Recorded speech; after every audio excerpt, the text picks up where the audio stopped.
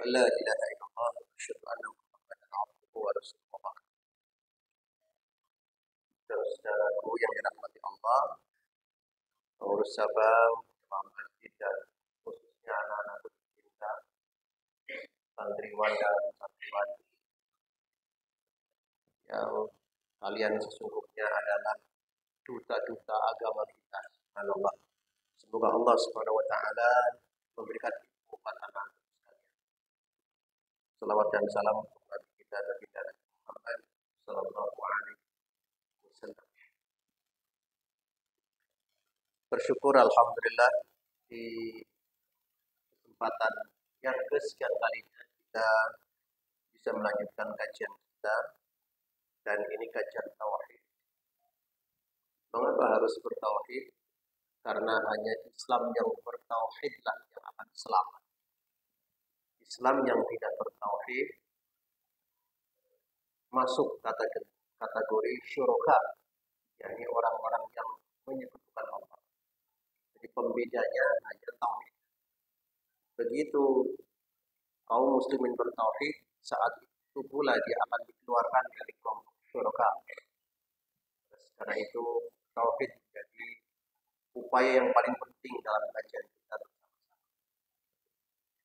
Dan perlu diketahui bahwa risalah Islam berkemajuan yang dikonsep oleh Perserikatan Muhammadiyah, maka dasar yang pertama adalah tauhid.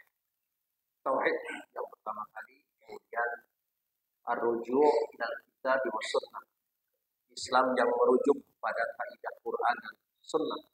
Dan yang ketiga adalah ijtihad, bahwa Perserikatan Muhammadiyah mengembangkan perkara-perkara ijtihad.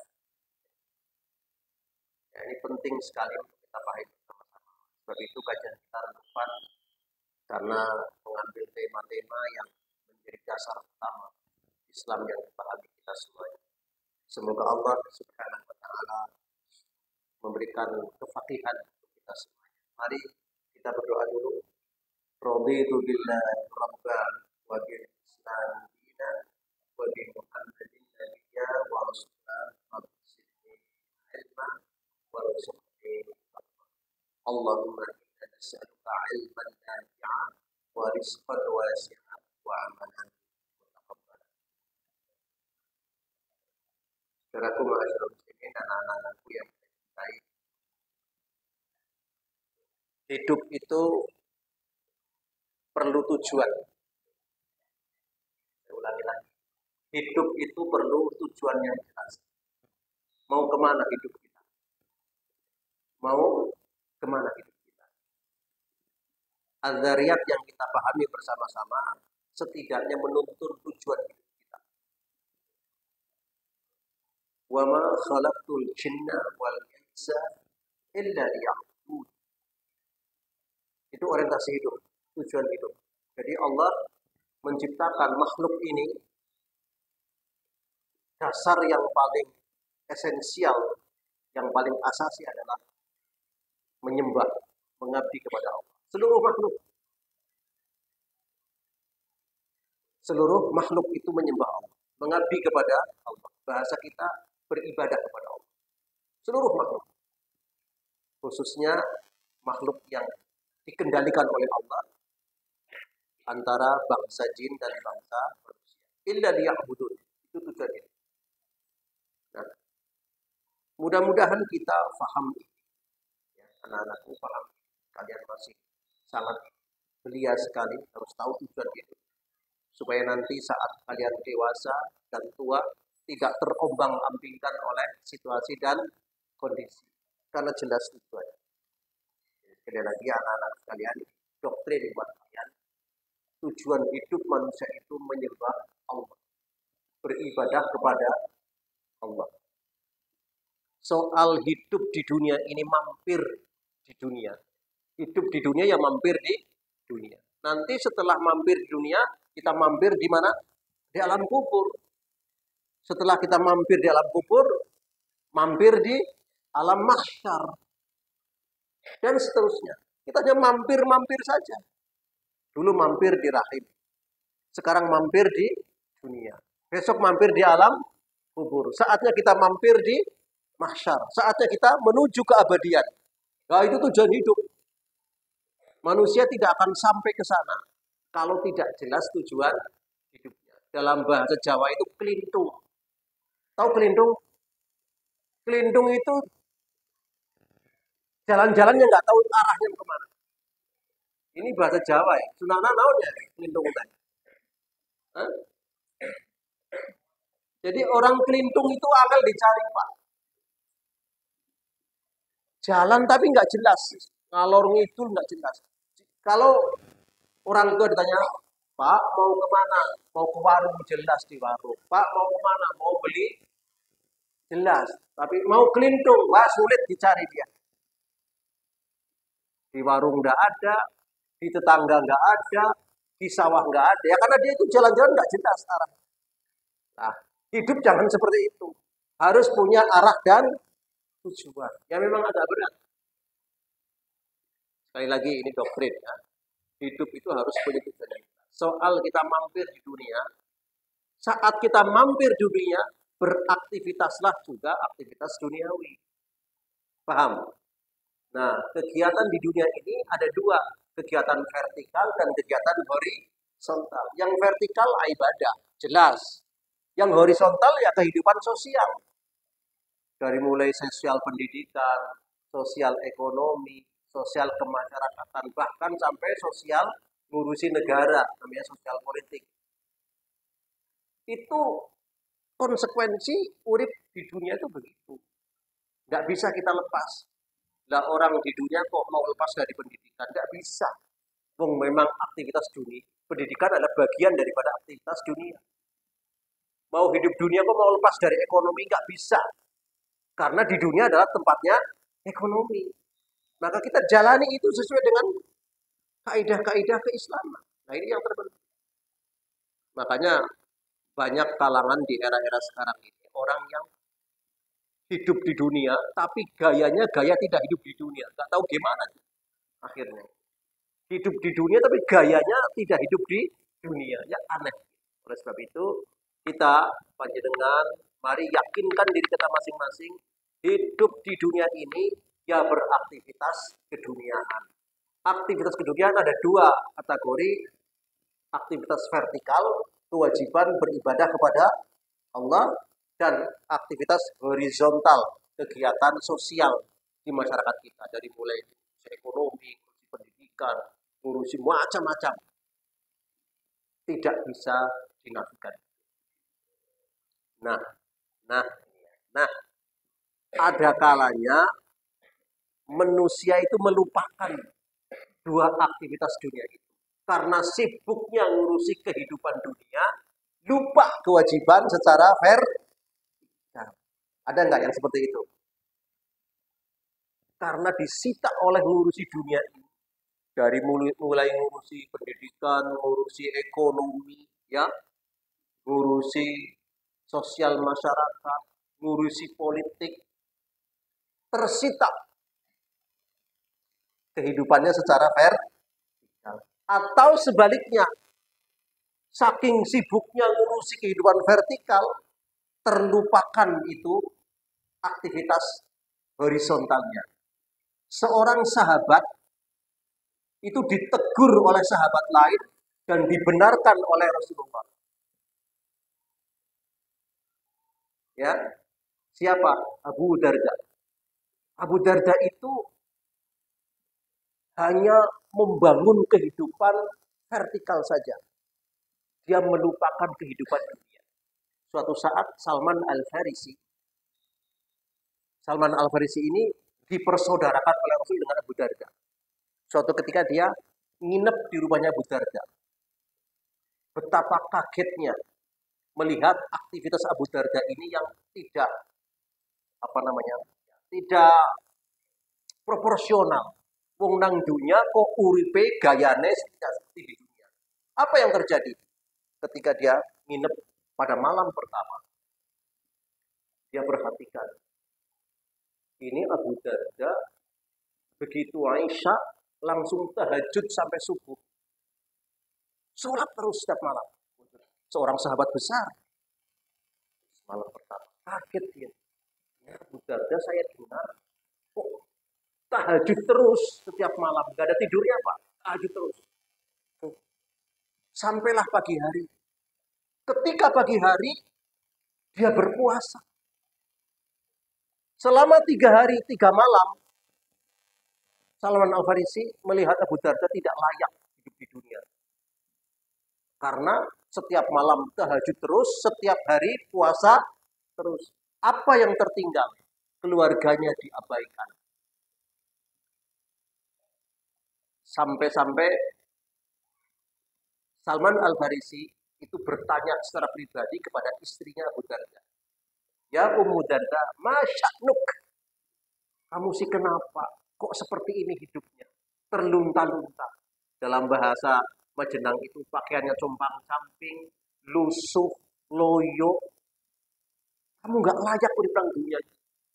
Apa jawaban dia? Hadza akhuka. Ini pola saudaramu itu, pola suaminya. Saking sibuknya ngibadah, nek bengi, saking sibuknya puasa kalau siang hari, waktunya tersita hanya untuk ibadah tok, sampai lupa ngurusi keluarga. Istri nggak diurusi, mangan apa mani. Kan terlunta-lunta hidup. Ini ada yang sebaliknya gitu, Pak.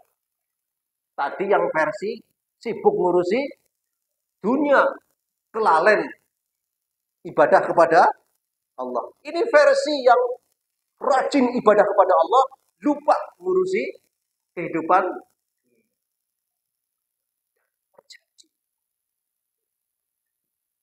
Maka akhirnya Salman Al-Farisi lapor kepada Rasulullah.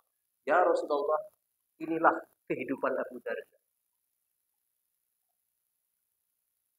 Dan Salman mengatakan, ya Abu Darda, inna lillahi haqqa. Tuhanmu Allah juga butuh disembah. Wa inna bijasadika haqqa. Ingat Abu Darda, kamu punya fisik juga berhak untuk dirawat apa? Istirahat. Wa inna li ahlika haqqa. Hai Abu Darda, kamu punya keluarga, urusi keluarga. Fakti kulli haqqin haqqa. Berikanlah semua itu secara proporsional. Kapan nyembah Allah, kapan istirahat, nggo turu ora setiap malam tahajud, terus keluarga kapan untuk keluarga, berikanlah hak-haknya secara proporsional. Ini nasihat Salman Al-Farisi kepada Abu Darda dan dibenarkan oleh Rasulullah Shallallahu Alaihi Wasallam. Jadi karena kita sedang mampir di dunia, ya kita harus penuhi dua aktivitas dunia ini. Vertikal bentuknya ibadah kepada Allah, horizontal bentuknya ngurusi kehidupan sosial. Tidak bisa saling merampas itu. Berikanlah secara proporsional, lakukan secara adil. Tetapi memang ada pihak-pihak yang tadi itu karena sibuknya ngurusi dunia, kelalen ngurusi Allah, kelalen ibadah. Saking sibuknya ibadah, lupa mengabaikan urusan dunia. Cara seperti itu bukan pandangan agama menurut paham Muhammadiyah. Enggak seperti itu. Muhammadiyah berpandangan agama sebagaimana pandangan Salman Al-Farisi. Kapan kita memberikan haknya untuk Allah, kapan kita harus istirahat, karena memang fisik ini butuh istirahat. Kapan kita ngurusi sosial, dan kapan ngurusi kita keluarga kita. Nah, itulah pandangan Islam yang dipahami oleh Perserikatan Muhammadiyah. Saudaraku, ma'asyiral muslimin, kisah tadi, kemudian ada satu ayat Al-Quran di surah Hud, ayatnya 15, yang menggambarkan versi yang pertama. Manusia sibuk ngurusi dunia, lupa kewajibannya kepada Allah. Apa kata Allah Subhanahu wa taala? A'udzubillahi minasyaitonir rajim. Man kana yuridul hayatad dunya wa zinataha nuwaffi ilaihim a'malahum fiha wa hum fiha la yubkhasun. Ketahuilah, manusia-manusia yang hidupnya hanya disibukkan. Saya ulangi lagi, manusia-manusia yang hanya hidupnya disibukkan al-hayatad dunya wa zinataha, hanya untuk meraih kepuasan dunia dan seisi. Ada enggak manusia seperti itu? Hidupnya disibukkan hanya untuk meraih prestasi dunia dan seisinya. Ya mungkin yang sedang mencari harta ingin sebanyak-banyak. Mungkin yang sedang mencari karir sebanyak-banyak, setinggi-tingginya. Jadi hidupnya ini hanya habis hanya untuk memikirkan kehidupan dunia. Habis waktunya. Menyita kewajiban beribadah kepada Allah. Apa jawaban Allah jika ada manusia seperti ini? Nuwaffi ilaihim, akan aku kasih mereka. Jadi Allah itu gak akan eman-eman. Ya karena dia mintanya dunia, saya kasih dia. Nuwaffi ilaihim amalahum, aku penuhi keinginan aktivitas mereka. Maka jangan kaget ketika orang hidupnya hanya mencari dunia, malah tambah sugih. Betul apa tidak? Ketika dia ada orang sibuk ngurusi dunia, tambah sugih. Karena memang Allah itu adil. Ya karena kamu hanya ngurusi dunia, ya kasih. Gitu Pak. Sing rajin ibadah, rajin sholatnya, malah rezekinya seret dan pas-pasan. Betul apa tidak Pak? Jangan iri Pak. Itu sunatullah. Baik. Dan belas bismillah, bismillah. Boro-boro mengenal wudu, apa maning Jumatan. Betul apa tidak? Karena sedang mencari dunia.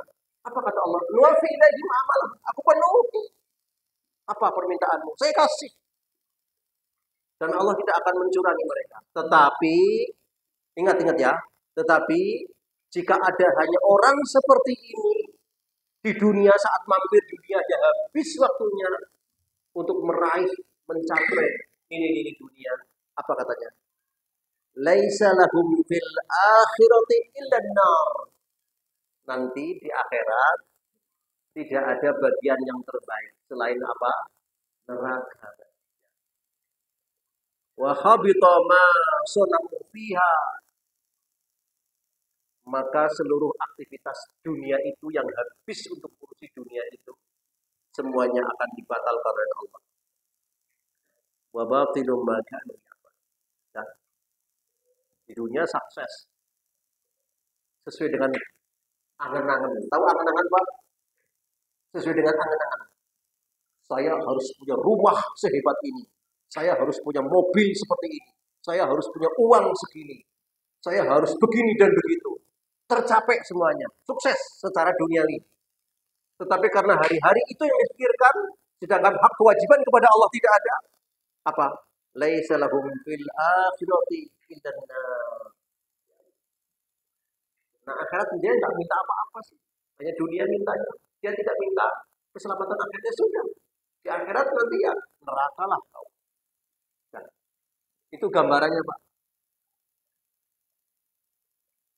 Tetapi jangan menjadi salah kaprah pula.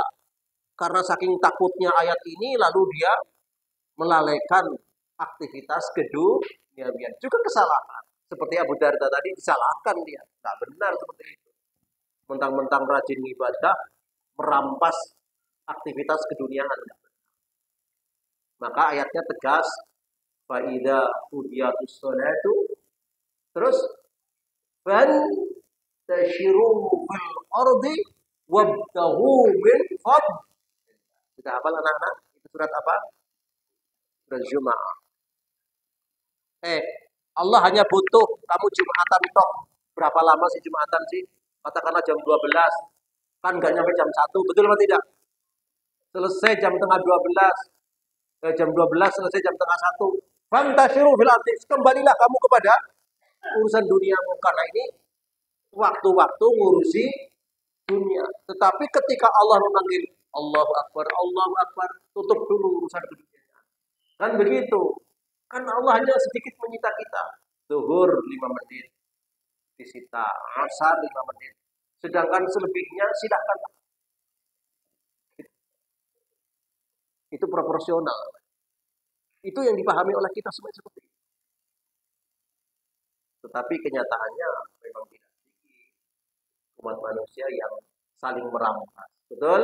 Saling merampas. Sing kudune nggo ibadah dirampas oleh duit, atau sebaliknya kaum-kaum sing kudune oleh duit dirampas nggo sibuk ibadah. Ingat itu, jangan sampai kita menjadi kaum-kaum yang merampas hak-hak tadi itu, tetapi jadilah kaum-kaum yang proporsional. Kita cerdas, pandai memberikan hak pada tempatnya masing-masing. Saudaraku ma'asyiral muslimin. Ketika ayat ini turun, lalu ada sebuah kisah. Haddatsani Rasulullah sallallahu alaihi wasallam. Inna Allah tabaraka wa ta'ala idza kana yawmal qiyamati nazala ila al-qiyamah liyaqdiya bainahum. Ini sebuah hadis, tapi hadis qudsi, karena Allah yang langsung bercerita. Kalau redaksinya dari Nabi namanya hadis, tetapi kalau redaksinya dari sorry. Hadis itu ada dua, hadis qudsi dengan hadis Nabi. Hadis qudsi itu inspirasinya dari Allah yang mengatakan Nabi. Tetapi ada hadis yang inspirasinya dari Nabi dan yang mengatakan Nabi. Jadi inspirasinya itu diinstal oleh Allah, ini seperti ini, tapi Nabi yang mengatakan. Sedangkan wahyu, inspirasi, dan redaksinya langsung dari Allah Subhanahu wa ta'ala. Maka hadis qudsi sering disebut dengan nisful Quran. Hadis qudsi itu setengah daripada Al-Quran, karena inspirasinya dari Allah Subhanahu wa ta'ala. Nah, ini diceritakan juga. Nanti pada hari kiamat, Allah akan menghisab setiap umat manusia tergantung dari tujuan hidupnya. Jadi benar apa kata Umar bin Khattab yang dia mendengarkan Nabi, innamal a'malu binniyat. Setiap aktivitas itu ya tergantung daripada orientasi tujuannya. Nah, ternyata Allah Subhanahu wa ta'ala nanti juga akan begitu. Setiap amal perbuatan akan dilihat apa tujuan kamu berbuat itu saat itu. Liyaqdiya bainahum. Nah, ini untuk bisa memberikan kepastian hukum kepada seluruh umat manusia. Fa awwalu ma yad'u bihi rajulun jama'al Qur'an. Jadi ada tiga kelompok di antaranya ada tiga kelompok yang akan dihisab oleh Allah. Pertama adalah orang yang sibuk ngurusi Al-Qur'an. Jama'al Qur'an itu artinya mengumpulkan Al-Qur'an, dari mulai menghafal Al-Qur'an, mengajarkan Al-Qur'an, tilawah Al-Qur'an, semuanya kegiatan Al-Qur'an ialah namanya Jam'ul Qur'an, Jami'ul Qur'an. Kemudian ada manusia yang akan dihisab oleh Allah karena dia katanya terbunuh fi sabilillah. Katanya menjadi orang mati syahid. Dan yang ketiga adalah yang akan dihisab nanti adalah orang yang mengumpulkan harta sebegitu banyaknya harta. Nah, tiga orang ini akan dihisab oleh Allah Subhanahu wa ta'ala. Fa yaqulullahu tabaraka wa ta'ala lil qari. Yang pertama adalah Allah akan menguji bagi mereka orang-orang yang jama' Al-Qur'an, orang yang aktif ngurusi Al-Qur'an. Karena dia adalah seorang qari. Kebetulan dia ahli di bidang qari, qiraatul Qur'an. Mungkin dari semua lagu hebat. Dia juara internasional. Dia dipuji-puji banyak orang karena kehebatannya. Salah satu sahabat yang dipuji oleh Rasulullah bacaan Qur'annya matuk sama Rasulullah Ibnu Mas'ud. Abdullah bin Mas'ud.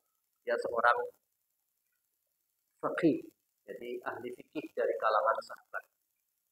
Kalau ahli tafsir namanya Abdullah bin Abbas. Suatu ketika Rasul mengatakan, "Iqra' alayya al-Qur'an." Hai Mas'ud, tolonglah kamu baca Quran biar aku mendengarkannya karena aku tahu suaramu begitu indah. Apa kata dia? Wa kaifa aqra'u lin nabi? Bagaimana aku bisa membacakan Quran ini wong Qurannya turun ke Nabi kok enggak? Saya ingin mendengarkan dari orang lain yang membacanya. Ternyata setelah diteliti memang dari kalangan para sahabat itu Abdullah bin Mas'ud itu bagus buat bacaan. Nah, orang-orang yang bagus bacaan Al-Qur'annya juga sering teruji pada saat dia membaca Quran. Ini apa tujuannya? Nanti juga akan dihisab oleh Allah. Termasuk ahli tafsir. Ketika ada seorang ahli tafsir, seorang mufassir besar, mufassir sahabat, nanti juga akan dihisab oleh Allah. Kamu kepandaianmu di Al-Quran itu apa tujuannya? Termasuk orang alim, orang-orang pandai, orang fakih juga akan diuji oleh Allah tentang ketulusannya. Kamu ditakdirkan oleh Allah menjadi orang yang alim, menjadi qari, menjadi ahli tafsir, menjadi ahli hadis. Apa tujuan kamu semua itu? Untuk apa? Nah, ditanya ini yang pertamanya. Alam mu'allimuka ma unzil ala rasul. Bukankah sudah aku ajarkan kepadamu apa yang diturunkan kepada Rasulku? Al-Quranul.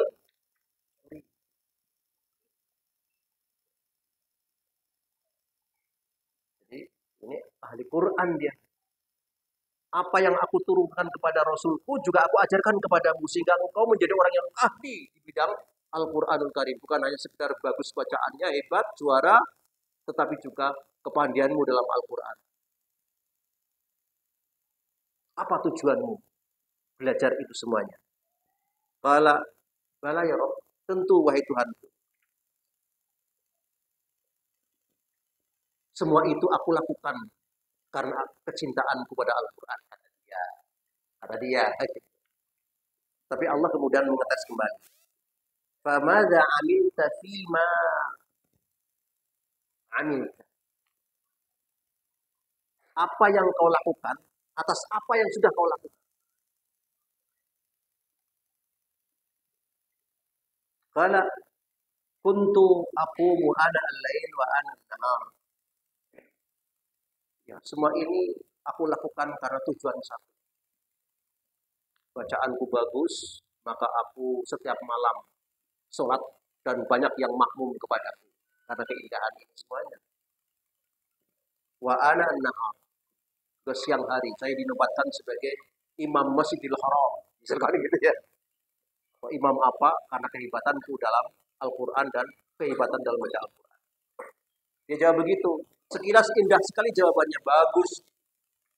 Fayaqullahu tabaraka wa ta'ala. Allah menimpali. Kadzabta, kau berdusta. Apa yang kamu jawab itu dusta. Karena Allah tahu isi hatimu. Fataqulul malaikah, malaikat juga mengatakan, kau dusta. Kadzabta. Bal aradta ayyuqal fulan qari faqad qila dzalik. Saya tahu isi hatimu. Kamu menjadi orang yang alim, orang yang ahli tafsir, bacaannya hebat, kamu dinobatkan sebagai imam di mana-mana karena kehebatan bacaanmu. Dalam hati kecilmu, aku hebat kan? Semua orang telah memuji. Begitu kan isi hatimu? Faqad qila dzalik. Semua orang sudah memujimu dan semua orang mengatakan engkau adalah ahli di bidang Al-Quran. Ketika Allah begitu, maka si orang ini terdiam. Dia menjawab, karena memang isi hatinya begitu. Oh, jadi si ahli Quran ini karena memang haus pujian. Biar orang-orang memuji dia sebagai ahli Quran, sebagai qari yang hebat. Karena ingin dipuji. Didustakan oleh Allah Subhanahu wa taala. Kan sayang sekali. Ilmu yang sudah sebegitu hebatnya, kemudian karena terselip dalam hatinya ingin mendapatkan pujian, maka batallah semua amal. Karena orientasinya nggak jelas, hanya meraih zinatal hayat dunia, meraih pujian kehidupan dunia saja atau gemerlapnya dunia. Itu yang pertama. Batalah si ahli Quran ini di hadapan Allah Subhanahu wa taala. Wa yu'ta, kemudian bisahibil mal. Kali ini Allah Subhanahu wa taala menghisab orang yang punya harta banyak. Dihisab juga ternyata. Alam wasi' 'alaika hatta lam ada'aka tahtaj ila ahad. Bukankah aku Allah meluaskan hartamu sampai sebegitu banyak hartamu sehingga karena kekayaanmu kau tidak butuh siapapun kepada seseorang di dunia ini. Bala ya Rabb, betul, saya memang kaya sekali, saya tidak butuh siapa-siapa. Karena yang masih butuh itu orang kekurangan. Famada amilta fima ataituk. Lalu apa yang kau lakukan dengan harta yang aku berikan kepada? Dia jawab, kuntu asidur rahima wa atasaddaq.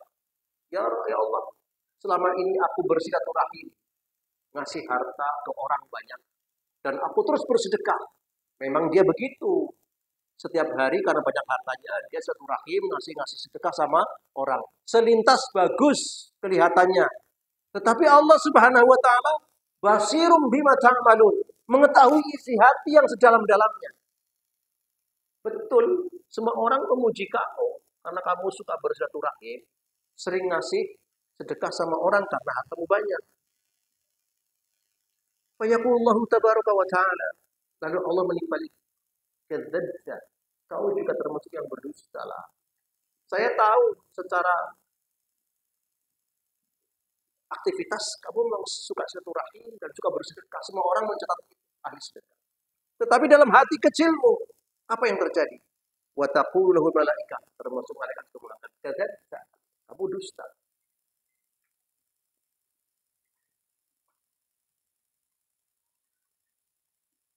Wa yaqul, Allah menjelaskan, saya tahu isi hatimu. Bal aradda ayyuqal fulan jawad faqila dzalik. Bukankah ada terselip dalam hati biar orang mengatakan inilah sang dermawan. Wa yuqal dzalik, dan semua orang sudah mengatakan engkau adalah seorang dermawan. Jadi dia rajin silaturahim, rajin bersedekah karena biar tercatat di masyarakat menjadi ahli sedekah. Ternyata terselipnya perbuatan itu dianggap dusta oleh Allah Subhanahu wa taala. Kamu dusta lah tentang tujuanmu, tentang silaturahim dan sedekah itu. Ternyata di balik itu kamu punya tujuan supaya dipuji menjadi orang ahli sedekah atau orang kadzdzabta, kamu memang dusta.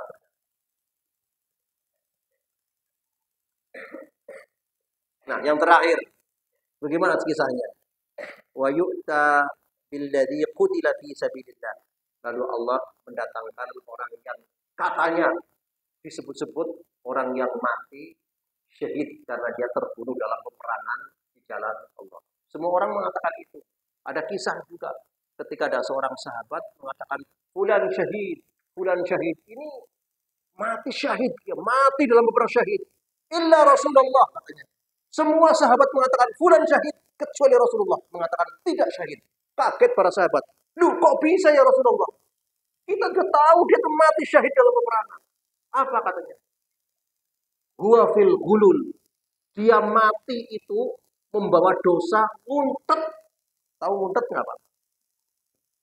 Gulul fi aba'ah. Dia nguntet. Aba'ah itu adalah sorban. Tahu nguntet nggak? Nguntetnya naonnya? Ngambil sedikit tapi nggak bilang gitu loh. Nguntet. Ini anak-anak Kalau main dir dengan teman-teman, tahu main kelereng tahu? Nah, kamu ngambil satu punya teman, nggak bilang-bilang, namanya apa itu? Nguntet. Hah? Apa? Ngun, nguntit apa? Nguntet. Kalau nyolong banyak, ngerampok banyak, korupsi apa mani? Ini sedikit. Ternyata orang ini dulu pernah ngambil, ya, ngambil abah surban itu. Surbannya harganya berapa? 2 real. 2 real. 2 real. Ya, Pak Sentot ya. Itu kan depan itu 2 real, 2 real. 1 real itu 4.000. Berarti kalau 2 real harganya berapa? 8.000 rupiah. Dia ngambil surban seharga 8.000 rupiah itu dijebloskan ke neraka oleh Allah Subhanahu wa taala. Bagaimana yang ngambil 8.000 tambah 01? Bagaimana yang mengambil 8.000 tambah 02? Bagaimana tuh yang mengambil 8.000 tambah 0304? 8.000 rupiah dijebloskan ke neraka oleh Allah Subhanahu wa taala. Ini sebabnya dia tidak syahid karena dia mati hulul, dia murtad. Apa namanya tadi? Ngutil, nyatil gitu. Tuh, ngeri kan? Ini kisah. Hati-hati, Pak. Jadi kalau kita mengambil yang bukan haknya, jangankan MM-an, jutaan, ribuan saja mendapatkan ancaman karena ngeri sekali. Ini cerita tentang orang yang disebut-sebut oleh teman-temannya sebagai orang yang bulan syahid. Ini juga begitu, disebut bulan syahid itu mati syahid. Nah, ketika semua orang mengatakan, publik mengatakan mati syahid, oleh Allah dihisab, apa betul dia mati syahid. Apa kata Allah? Fabimada qutilta? Kamu sih gimana ceritanya kok bisa terbunuh? Ditanya oleh Allah. Interogasi. Kamu hebat ternyata. Kamu gimana cerita kok bisa terbunuh dalam peperangan itu? Wah, dia jawab, umirtu bil jihad fi sabilik. Aku diperintahkan olehmu ya Allah untuk berjihad fi sabilik di jalanmu. Faqataltu hatta qutiltu. Maka aku berperang sekuat tenagaku. Wah, begitu. Sampai aku terbunuh. Hebat nggak kira-kira? Hebat nggak? Hebat di mata orang. Tapi dalam hatinya ada terselip niatan yang tidak tulus. Apa? Fayaqulullah tabaraka wa ta'ala kadzabta. Ngelombolah kamu, dustalah kamu lah. Itu mulutmu yang mengatakan begitu, tetapi hatimu tidak seperti itu tujuannya berperang itu. Apa katanya? Wa yaqullahu tahu bal aradta ayyuqal fulan jari. Faqad qila dzalik. Dalam hati kecilmu kamu itu hanya kepengen dipuji agar kamu dikatakan orang yang pemberani. Oh, berani banget dia. Makanya ada orang yang mati syahid, mati sangit. Karena apa? Modalnya modal berani. Modal bonek. Tahu bonek? Nekat. Gak bisa. Dakwah itu bukan modal berani, bukan modal nekat. Dakwah itu perintah dari Allah yang harus menggunakan akal sehat. Ada nggak kira-kira orang yang nekat-nekat begitu? Hanya lah ini ada kisah. Sepintas kau terlihat sebagai orang yang mati di sabilillah, tetapi dalam hati kecilmu terselip kau kepengen dipuji dikatakan menjadi orang yang pemberani.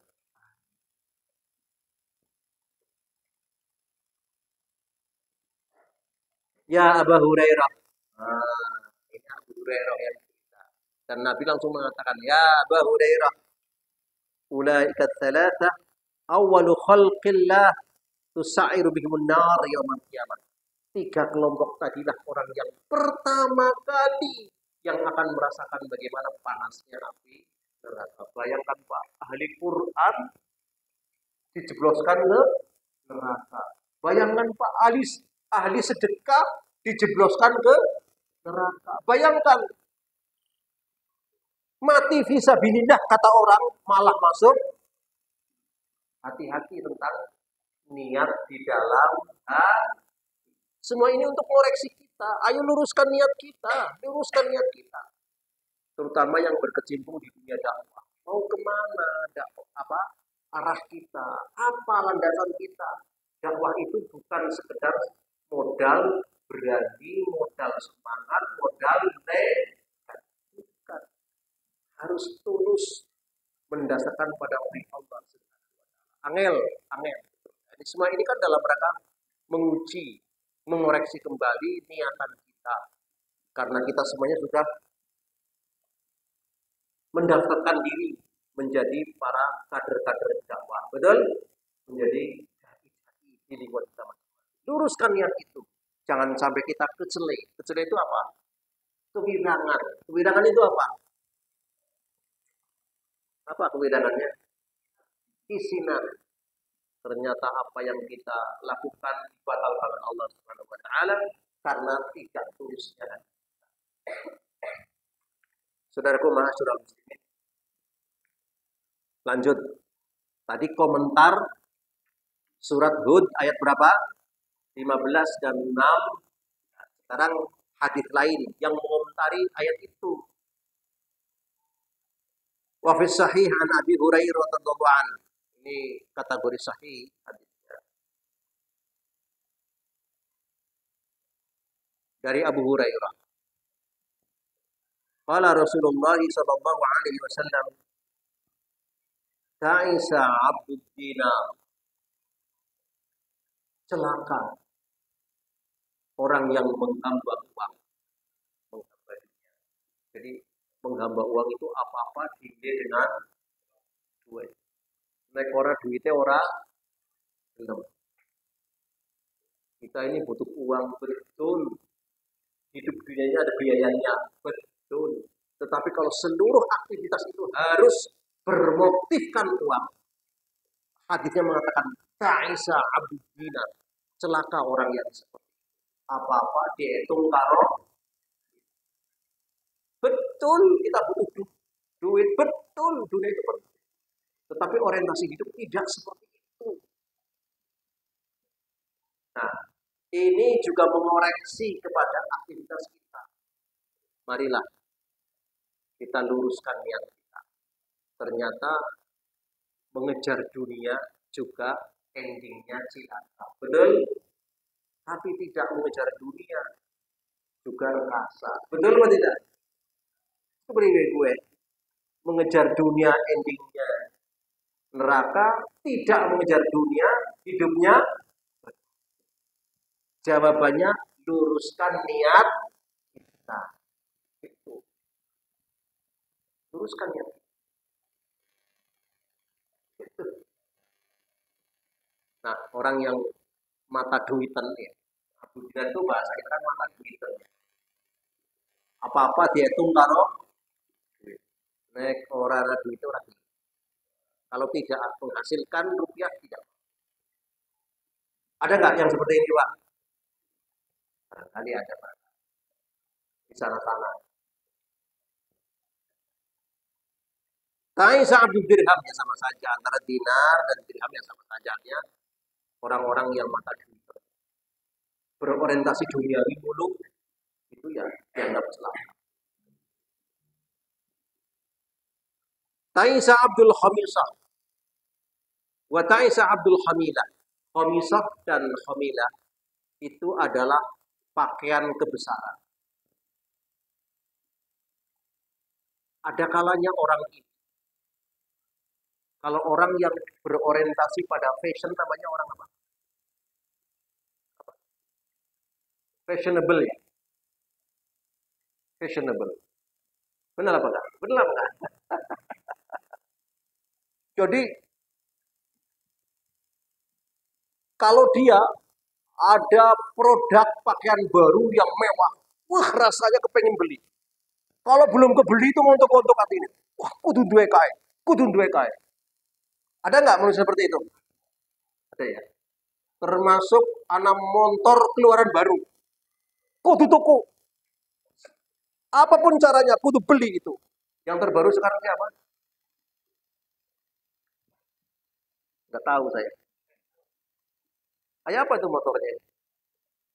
Karena saya nggak punya motor baru, motornya butut semuanya.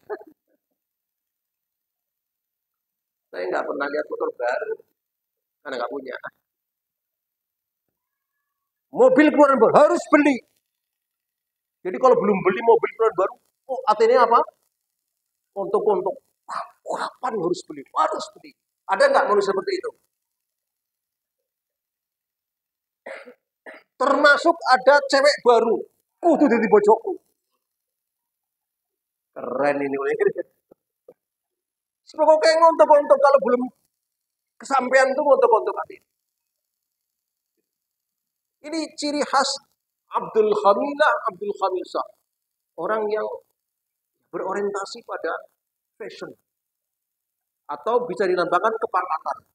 Pokoknya nek nyurung jenderal, wah apapun saya lakukan harus jadi jenderal. Dengan segala cara harus jadi jenderal. Apapun caranya. Ada nggak seperti itu? Ya, barangkali, saya belum tahu. Ngontok-ngontok. Dipelalai delosor-delosor mengabdi dilakoni karena yang kepengen jadi kepala bagian. Jadi menjadi kepala kantor. Ada Pak. Dipelalai menu traweh tarling karo bupati padahal jegonge wis megap-megap ya karena nggak pernah sholat. Wis 23 maling sholatnya. Megap-megap Pak. Tapi karena dia kepengen cari muka, kepengen jadi kepala bagian, kemanapun bupati melu, meskipun melotas sikile.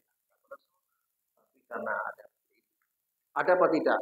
Diceritakan kepada kita lah dan kayak boleh cari bukan teng-tengan. Sudahlah, bekerja yang profesional saja lah. Ketika Allah Subhanahu wa Ta'ala memang akan menghantarkan kita pada tingkatan yang tinggi karena pre-profesionalisme kita, bukan karena modal-modal yang menghalalkan segala. Ada kalanya manusia seperti itu. Tapi dalam teks ini dikatakan Ta'isa, cilaka orang seperti itu, cilaka. Na'udzubillah min. Kita kerja profesional. Jadi jenderal subhanallah itu prestasi betul. Jadi kepala bagian alhamdulillah itu prestasi betul. Meraihnya juga tidak dengan cara-cara yang kotor, karena prestasi yang dia lakukan. Yang seperti itu.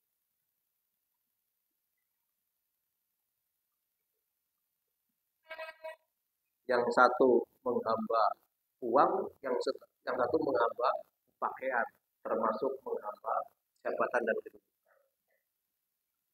In uqtiya. Kalau sudah kesampaian, rasanya bongbong bangga sekali. Tercapailah aku beli motor yang aku gada-gadakan. Tercapailah aku menjadi seorang pejabat. Tercapailah ini. Menghalalkan segala seperti yang sedang viral. Yang viral Pak viral. Ternyata sampai-sampai wisuda UGM kemarin ada seorang wisudawan cum laude S3 mengatakan kepada anaknya, bapaknya dan anaknya sama-sama wisuda di UGM. Ojo lali Yona, nanti difoto. Ono wong sih, sampainya segitunya.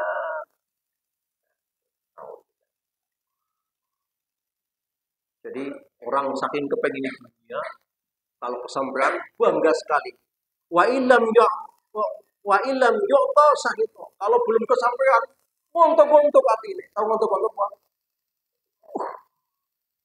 Kapan ini? Kapan ini? Aku harus beli. Kapan harus? Jadi tidak sumelek, tidak legowo hati. Ada nggak manusia seperti itu, Pak? Soal orang mengejar cita-cita, Sah-sah saja. Tapi kita juga harus profesional ketika Allah mengesahkan, mencapaikan cita-cita kita. Alhamdulillah. Kalaupun tidak, ya memang qadarullah.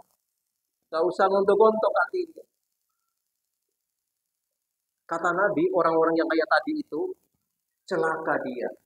Sampai-sampai didoakan oleh Nabi, wa idza syika falam tusyika. Mudah-mudahan kalau dia kecocok orang bisa dicukut itu duri. Sampai-sampai begitu Nabi mendoakannya. Tahu kecocok enggak? Ada duri yang masuk ke kaki itu. Sampai biarkan orang seperti itu saking celakanya. Kalau dia tertusuk duri, mudah-mudahan tidak bisa diambil itu durinya. Bayangkan. Duri ikan nusuk ke gusi, gak bisa dicopot lagi. Itu kata Nabi. Saking celaka. Nah, untuk semua orang butuh harta. Oke, kerja dari harta. Tapi bukan menjadi tujuan. Karena kewajiban kita mencari harta untuk hidup di dunia. Itu kewajiban kita. Yang paling menarik itu adalah sikapnya Sulaiman alaihissalam. Apa yang kurang dari Sulaiman? Sulaiman seorang nabi, seorang raja, musnabi, raja maning. Dan Raja Sulaiman itu raja yang tidak ada bandingnya. Karena dia minta kepada Allah, ya Allah, jadikan saya penguasa raja yang tidak ada bandingnya. Dikabulkan oleh Allah. Ilmu kurang apalagi. Komunikasinya lintas makhluk. Betul? Pendek kata saat itu Sulaiman adalah orang yang nomor wahid di dunia. Tetapi ketika semua itu dianugerahkan kepadanya, apa yang dia katakan? Hadza min fadli rabbi liyabluwani ashkur am akfur. Semua ini titipan Allah. Malah aku takut aja akhirnya aku jadi orang yang bersyukur atau malah sebaliknya jadi orang yang kufur. Diwai harta, diwai kedudukan, jadi raja, jadi nabi, malah wedi. Jangan-jangan semua ini hanya untuk menguji aku, yang endingnya malah aku nanti jadi orang yang kufur atau bersyukur.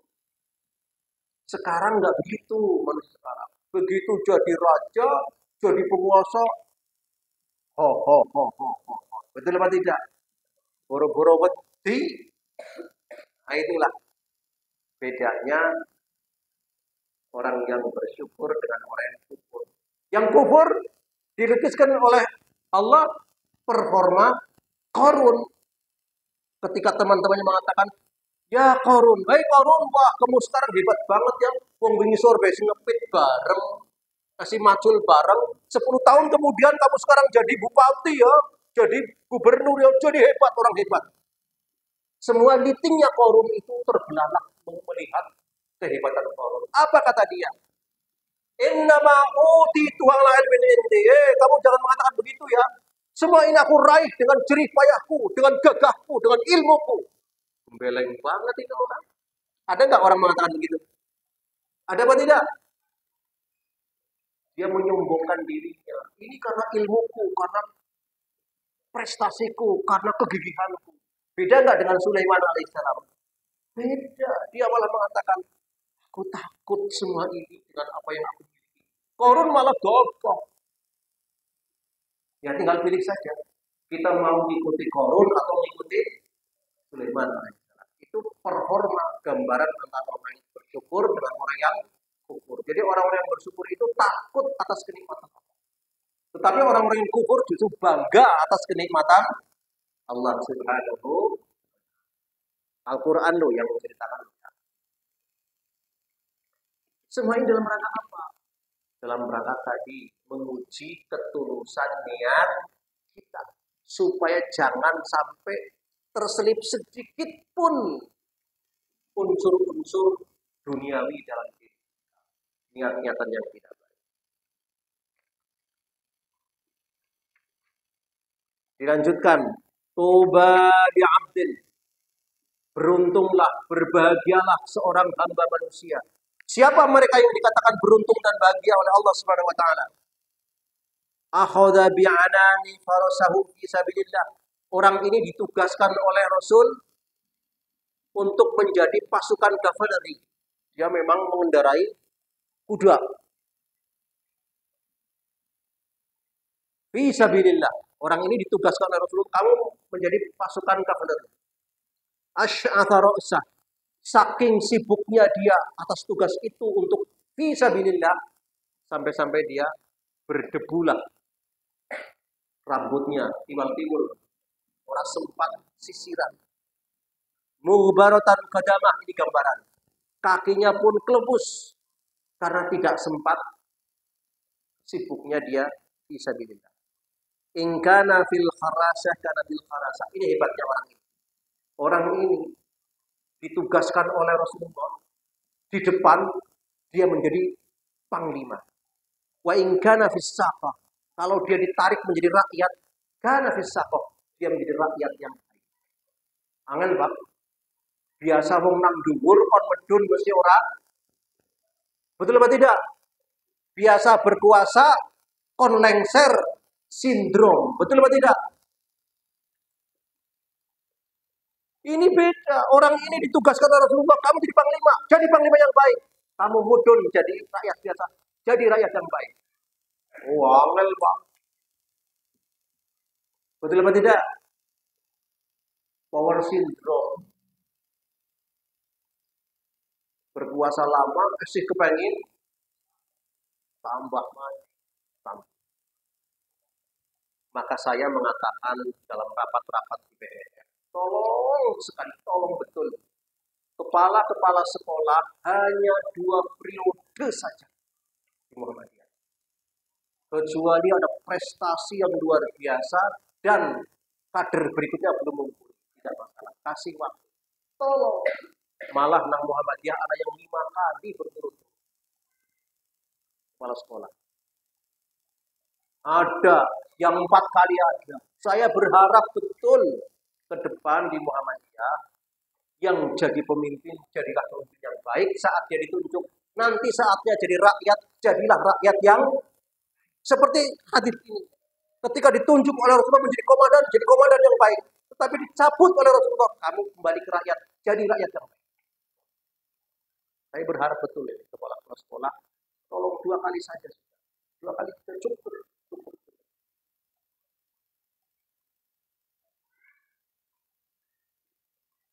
Kisah seperti ini menimpa seorang sahabat yang dijuluki sebagai pedangnya Allah. Siapa? Siapa? Siapa anak-anakku? Khalid bin Walid. Khalid bin Walid. Khalid bin Walid. Dia itu adalah jenderal kafir dulunya. Kemudian dia tertarik kepada perilaku Rasulullah, masuk Islam. Pada saat kafir jadi jenderal kafir, masuk Islam jadi jenderal Islam. Saking hebatnya, karena saking ahlinya di bidang strategi perang, sampai-sampai dia disebut sebagai apa? Saifullah, pedangnya. Puncak karir yang paling tinggi adalah pada zaman Umar ibn Khattab. Puncak karirnya. Semua orang terbelalak, jangankan orang Islam, dunia terbelalak. Jika Khalid memimpin perang, pasti menang. Sejarahnya begitu, Pak. Dunia terbelalak karena kehebatan Khalid bin Walid. Siapa yang? Itu puncak karirnya. Umar bin Khattab sadar. Ini Khalid, kalau diterus-teruskan menjadi panglima perang, suatu saat dia akan dipertuhankan oleh masyarakat. Berbahaya sekali. Maka alasan yang paling utama, Khalid turun kamu. Pensiun dari panglima. Padahal sedang mimpin perang, Pak. Kira-kira jenengan ngamuk orang. Lagi mimpin perang terjadi suksesi. Khalid, cukup buat kamu. Turunlah kamu jadi masyarakat biasa. Lagi mimpin perang. Datanglah surat di antara Khalid. Anda hari ini sedang memimpin perang. Umar bin Khattab mengatakan, turunlah dari jabatan. Diganti orang yang lain. Legowo dia. Legowo dia. Nek jenengan kira-kira marah enggak? Marah apa tidak?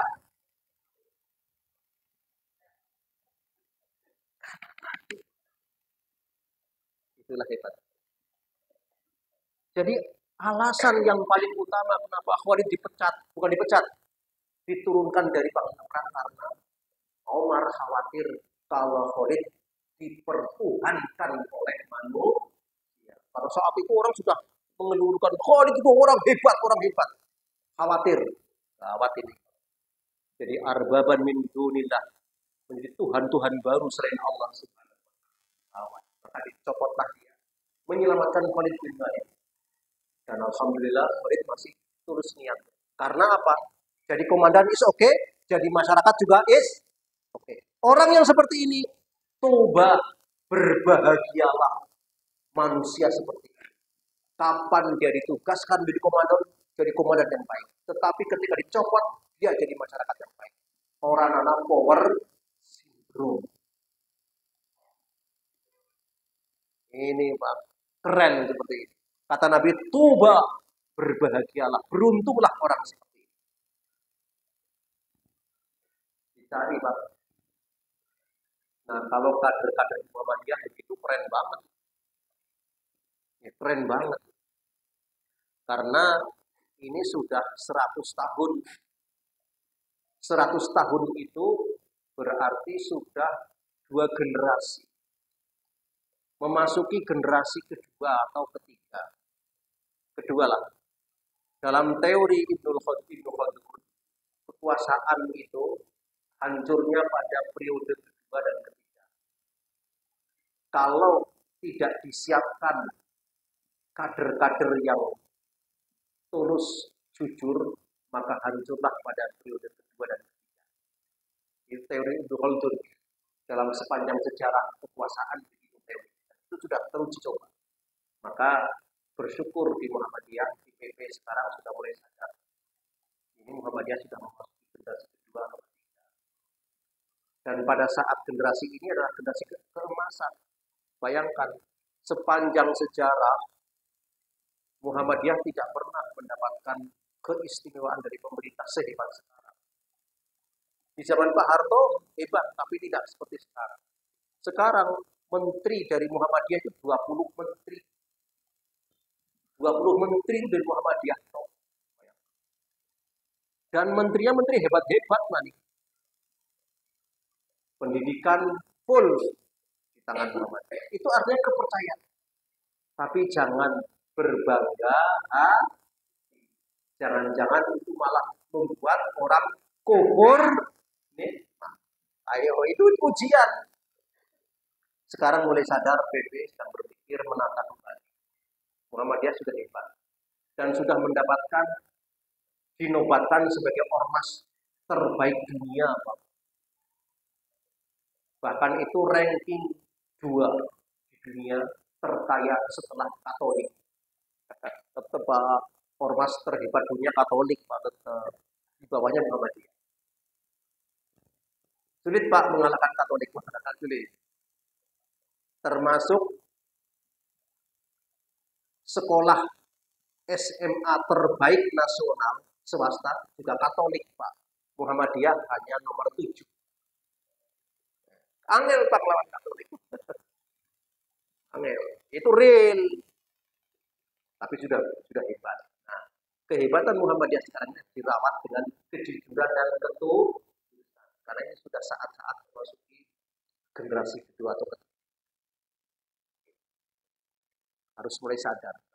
Tata kembali secara baik dan kembali pada tujuan kita. Mau kemana kita? Mau kemana manusia? Satu, beribadah kepada Allah. Yang kedua, kewajiban berinteraksi di dunia ini. Karena kita mampir hidup di itu yang terpenting. Nah, semoga semua ini dalam rangka Alhamdulillahirabbil alamin. Demikian kajian pada malam ini. Mudah-mudahan semakin meluruskan niat kita bersama-sama. Masih ada waktu lah, mungkin 10 menit kita tanya jawab. Silakan ada yang mau ditanyakan oleh kalian? Ya, nggih, monggo.